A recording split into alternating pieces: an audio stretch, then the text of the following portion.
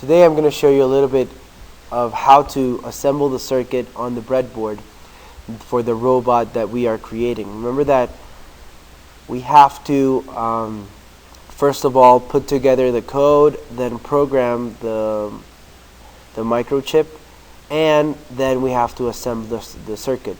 Now this is a picture of how it should work. Okay, now here we have, remember, I'm gonna review a couple of the pins that we have on the microchip. Remember that number 1 is master clear, so we have master clear here. Okay, and master clear will only be enabled if I say so on the circuit board. Okay, actually this button is connected to this pin over here. Okay, so it's not connected to the first pin. But since we started in A1, okay, A1 is going to be our input. Now we need to connect the button to A1. So one pin is going to go to pin number 3, and the other pin is going to be outside. That goes to 5 volts. Okay. Then we come all the way over here, and we can see that number 11 is VCC. Okay, so it's actually the voltage, and here we have ground. Okay, on number 12. So 11 is VCC and 12 is ground. Now we go on this side, and these two pins over here, these two pins are used for one of the motors. So this one is going to go out to our motor circuit, and this is the other one. Remember, that's either 1 or 0, or 1 and 0 on the other side. So this is going to change the polarity of the motor. Now on the other side, if we come over here, we go to pin number 21 and number 22.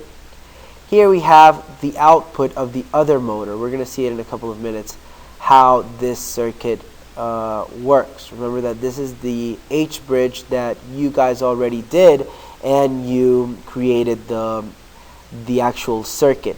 Okay. Now continuing on this side of the, remember that this is the little dent that this has, a little hole. So we know that we start from 1, we go all the way on the left to 20, then 21, all the way on the right till pin number 40. Now we have our servo motor, okay, on the D port. Now the D port is number 33, number 34, number 35, number 36. Okay, so these 4 pins are going to be connected to my servo motor. Now the servo motor needs to have connected, and there's a bridge here. See, we use a wire here to connect the brown with the green. Okay, so we use a bridge that is connected, and this bridge goes all the way to 5 volts. Now 33 is going to go to the white. Okay, so let me write that down. So 33 goes to the white cable.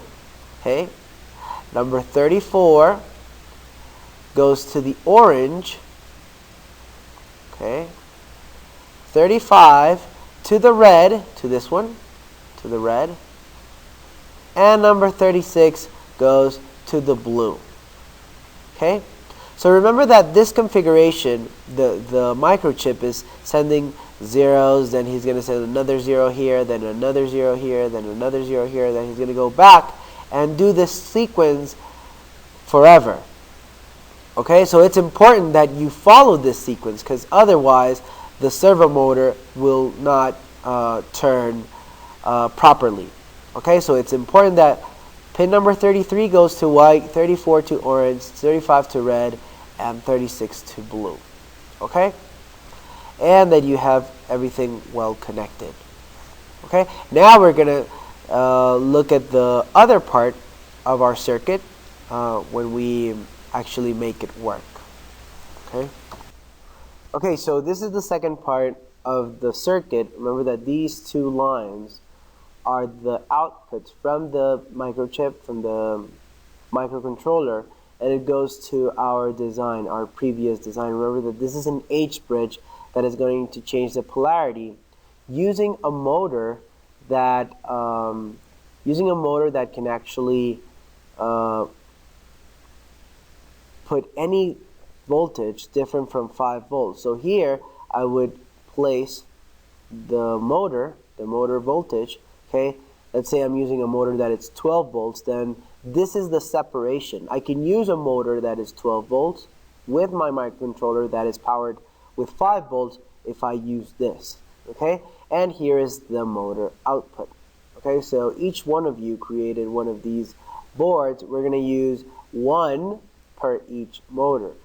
Okay, so remember that we have the input over here, we have an input, and we have the two outputs. Okay, now let's see if we can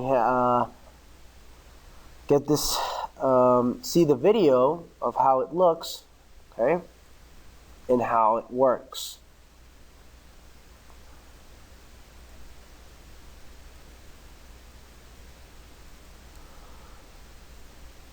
So here we have a video of how it works. Okay, so right now we have the servo motor just doing the steps that it was told to. Okay, and this servo motor, so the microcontroller is working on this side, and he is actually just going forward. Remember that we're missing one of them. We're missing one of the motors that is going to be on this side. Okay. But that is okay because that's how we are simulating our robot. Okay, now if we have a sensor, and here the button is simulating the sensor when it reaches an obstacle, if the sensor reaches an obstacle, and here we will see what happens. Now the wheel is turning, but when the sensor senses an obstacle, it stops. Okay? And of course, that side, this side of the car will stop, and the other one will continue in order to turn to each in any direction. Now the servo motor has a little bit of a problem. Here's where I want you to look. When I stop it, or when he senses, these are kind of like the eyes of the robot. There's something that you should look for in this part, because there's a problem and there's a mistake, and we have to fix it with code. But now we know that our servo motor is working and everything else in our design is working. Okay, so very good. Now we have the circuit that controls the motor, and we have the microcontroller here. Okay, remember that you can make this as complex as you want with many other lines of code. Okay, so I hope you create a really, really nice robot.